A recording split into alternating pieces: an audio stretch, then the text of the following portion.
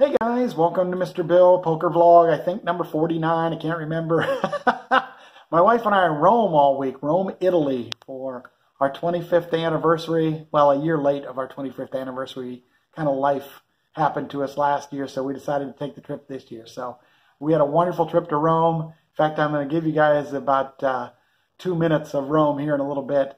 Now, my son played poker, and he played some really big tournaments, and he's going to go over some of those hands. So I do have poker on this vlog for you. We actually picked a very poor week to go to Rome as far as poker is concerned, because I missed the World Series of Poker circuit at Choctaw, and I missed the Moneymaker PCA event at WinStar, and I'd like to play in both of those, but it was great. We still had a great time in Rome. It's just not the greatest of weeks to pick, but it's okay. So first of all, I'm going to talk a little bit about Rome. And if you want to skip ahead to the poker hands, there's the time right there, and you can skip Rome. So our trip started off on kind of a rough note. We had traveled, what, 16, 17, 18 hours, something like that. Got into Rome at 9 in the morning, and it was pouring down rain. Rome is definitely a walking city. It's very busy and crowded like New York. Our hotel was supposed to only be 3 blocks away from the terminal. So we took a train from the airport to Termini Station, right in downtown Rome, and it's only supposed to be 3 blocks to our hotel. Problem was, our phones weren't working. We didn't know how to get there. We got lost, pouring down rain. We stepped in puddles up to our ankles, so we're slogging along with wet shoes, wet socks, all of our luggage. It was pretty much miserable. So we finally got a hold of AT&T, got our phones working internationally, and then I had Google Maps and I could find the place very quickly, and we were very close. We got to the hotel, got a little bit of rest, went out and looked at a few things. We came back, we were exhausted, and my wife banged her head on a floating cabinet, and there was blood everywhere. We thought we were going to have to go to the hospital. It turned out it wasn't as bad as it looked. And she, by the next morning, after we had patched her up and put stuff on her head, that she was okay. But oh my gosh, what a miserable start. We thought, why in the world did we ever go to Rome? But we were very fortunate. It's the rainy time in Rome, and it rained like crazy that first day, and it was clear every other day for 5 days that we were there. Weather was absolutely beautiful. We got to see lots of sights. We walked anywhere from 6.5 to 10.5 miles a day. We never took a train. We never took a bus. We walked everywhere, and that was actually, we enjoyed that immensely. Pretty much for both of us, the Roman Forum was just the best thing that we saw. It's like a little mini city within a city, and of course it's way down below the current city level because civilizations build on top of each other. But it was amazing. Pantheon was awesome. Colosseum. Just the architecture in general, the fountains, the churches were really awesome. So here you go. Here's about 2 minutes of Rome from the pictures and videos that we have.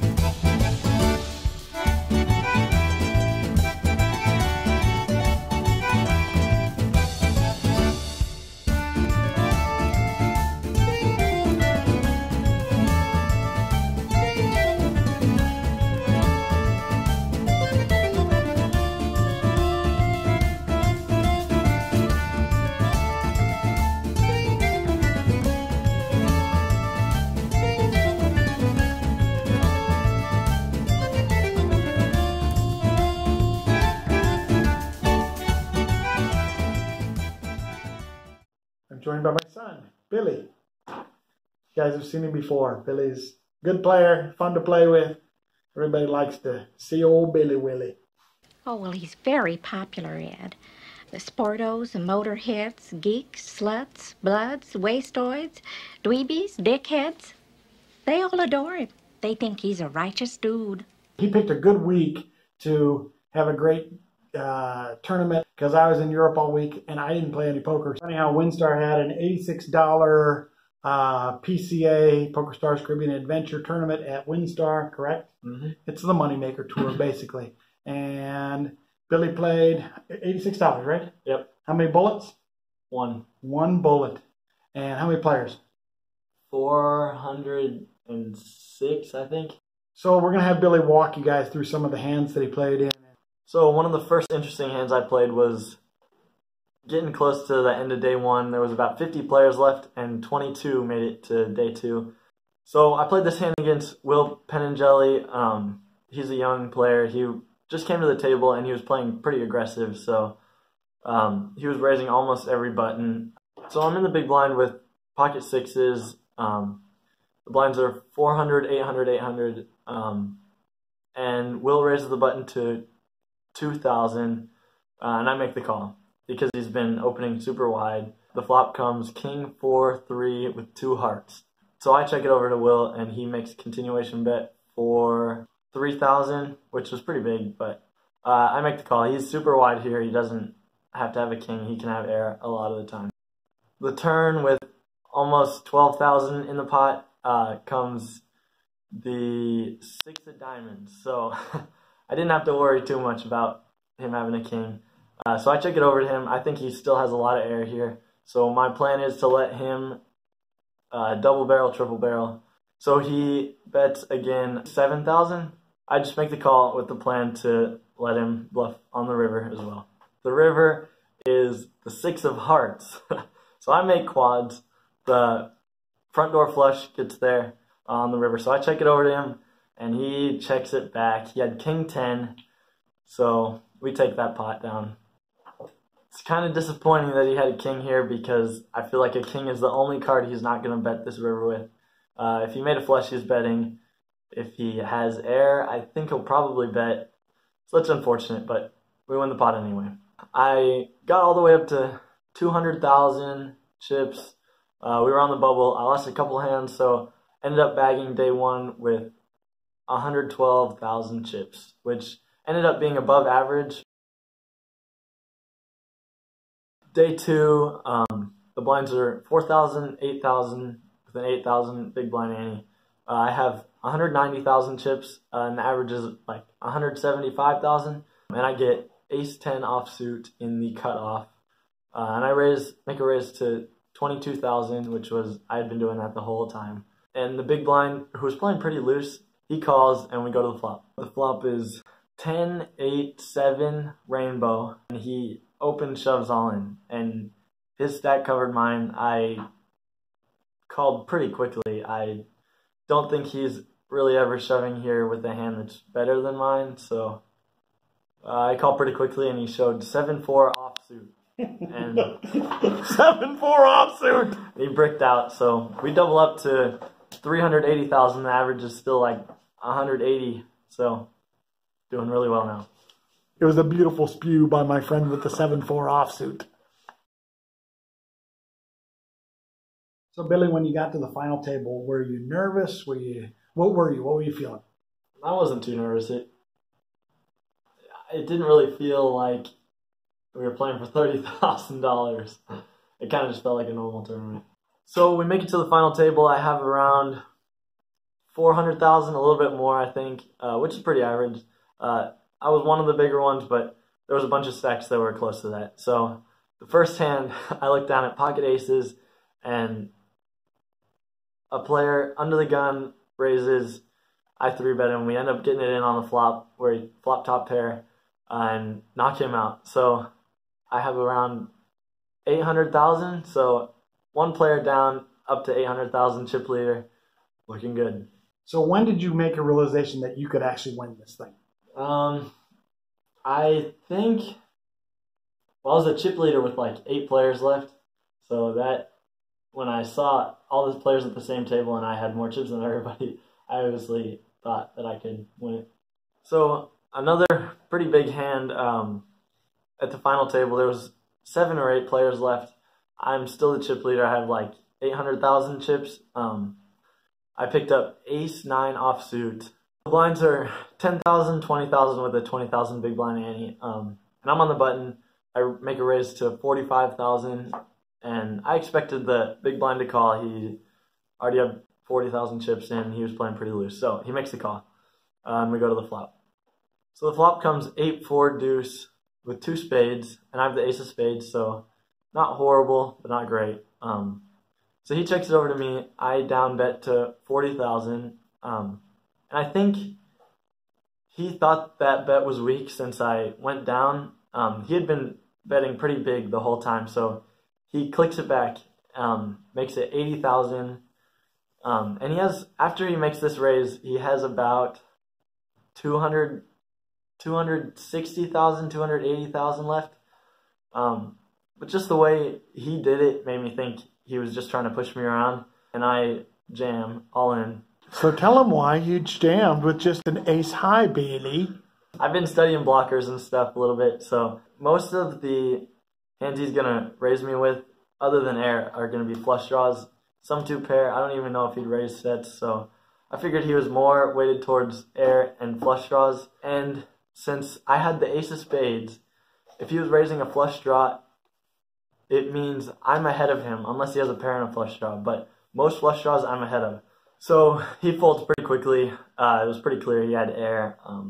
But this was a big hand. It made the table not want to mess around with me too much. So it was a pretty big hand. So 7 players left. The blinds are 6,000, 12,000 with the 12,000 big blind ante. I have about 1 million chips, maybe a little less. And we get dealt queen 9 offsuit on the button. There hadn't been hardly any limping at all, but there's 2 limpers to me.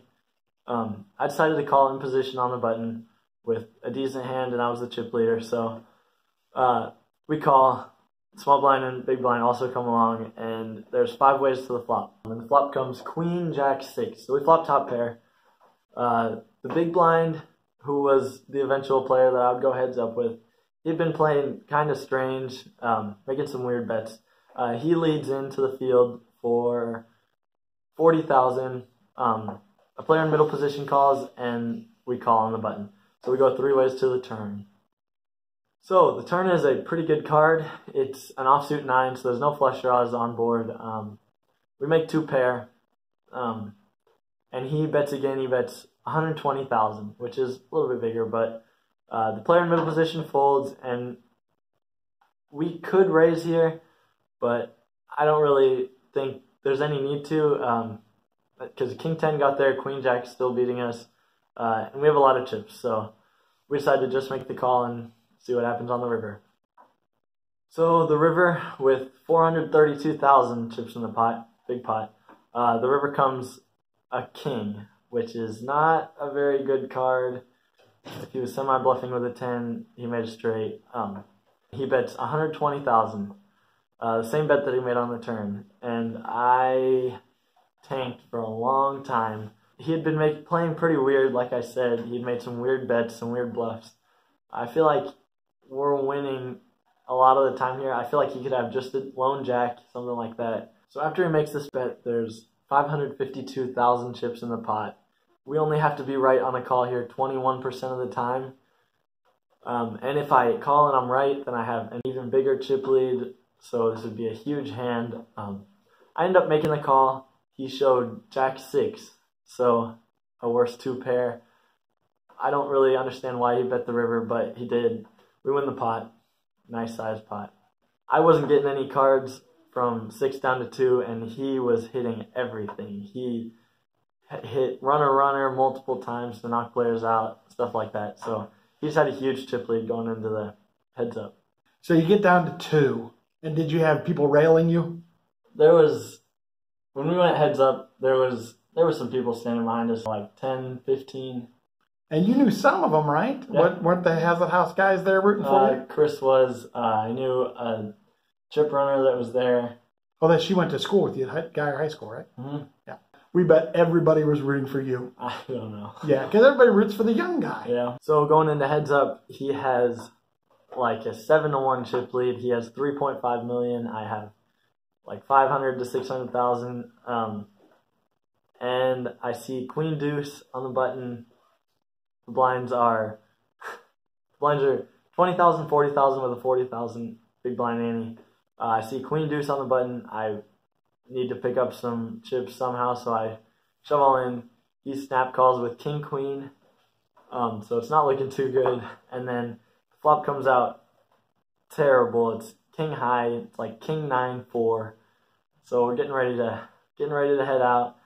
And then the turn comes a deuce. Gives us a little hope, not too much though. And then the river comes out, another deuce. So we stay in. Huge suck out. So the very next hand, I have about 1 million chips now. He has like 3 million. So it's getting closer. I see Ace-7 offsuit in the big blind. And he makes a raise to 200,000. 5x the big blind. I'm not going anywhere with an ace, so I think my only option here is to shovel in. So I do. I shove. He calls with King Jack, and he spiked a jack on the flop, and we didn't get any help. So that was it. That's the hand that we got knocked out on. So when you got knocked out and you came in second, what was the feeling? Well, I was obviously disappointed. I think I should have won, but it was still nice. We finished well, did what we could. So Billy and I talked about this a little bit. My very first World Series of Poker, I came in ninth, and I thought that was fine. I didn't realize the enormity of what I had done until probably years later, and I talked to Billy about that. I don't think Billy realized what a big deal it was that he was playing for the PCA entry and all that kind of stuff. I think in the next year or so, you're going to realize, oh my gosh, I had a chance to do that. But you don't know it yet. Yeah. But what a great run. Very exciting. Mm-hmm. All sorts of people rooting for you, Twitter and Instagram, and all sorts of people were telling you nice things, right? Mm-hmm. They were. Which is nice. That's a good deal. All right. Congratulations. Good job. Thank you. I wish you'd have won it. Me too. It's a kick in the gut, whether you come in, whether the first one out or bubble or min cash or come in second. It all stinks. Unless you're first, you're last, right? Yeah, first, you're last. Except you win some money. And Billy did pretty good that way, but it still stinks, doesn't it? Mm-hmm. Prestige. When I was at Run It Up Reno, Andrew Neeme asked me a question. He said, "Why do you call yourself Mr. Bill Poker?" And I had, honestly, a really bad answer. I had a partial answer. So I'm going to let you guys know, why am I called Mr. Bill Poker? So really there are 2, maybe 3 reasons. Number 1, my name is actually Bill. When the neighbor kids wanted to be respectful and they called me Mr. Burford, I thought, man, why are they calling me that? That's my dad. So I said, why don't you call me Mr. Bill? They still wanted to be respectful by calling me Mr. I didn't want to be called an old name. So for years and years and years now, all my kids' friends called me Mr. Bill. So I am Mr. Bill. I then thought using Mr. Bill Poker has a little bit more of a ring to it than Bill Burford. And especially since obviously people that are a little bit older know, oh no, Mr. Bill from Saturday Night Live.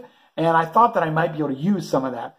Turns out copyright does not allow me to use that. So it ended up I didn't use that. But I originally thought that I was going to be able to use some of that stuff, and I didn't. So anyhow, I'm known as Mr. Bill because that's really my name, and that's what I go by to lots of people around the neighborhood. So I've been thinking a while about doing a YouTube live for my vlog, and I need a little bit of input from you guys about, number 1, would you watch a live thing? Number 2 is, what kind of format? Should I do a Q&A? Should I do my Wednesday Night Poker League and do live like in the tournament or at the cash game? Should I do it by myself? Would you guys like to see my son? Thinking about what day, what time. There's lots of things about Facebook Live that I'm unsure of. But anyhow, the biggest thing is, would you guys watch? Are you interested in that? If I get interested in it, I would love to do it. If not, then we'll skip it and we'll continue on with something else. So I am going to put a little poll up here, and please answer the poll and let me know what you think about a Facebook Live session with Mr. Bill Poker. Buddy seems to be just a bit bored with my vlog. Buddy, what is wrong with you? Buddy. Ooh, now you're happy. So a couple of shout outs. Joey Bag of Donuts, welcome to Texas. Hopefully I'll see you at WinStar soon. Jason Branch, thank you for sending me a physical card in the mail telling me thank you for our time in Reno together. And Haslet House, thank you guys for supporting my son at the PCA and all that kind of stuff. And Billy, great job, son. Just such a good player. I'm very, very proud of you. All right, guys, that's going to do it for this vlog. Again, I can't tell you guys how much I appreciate you watching and commenting and subscribing and pressing buttons and all that kind of good stuff. Please respond to my poll. Let me know about the YouTube Live. And I will see you guys next week where I'm going to play a lot of poker. Yay!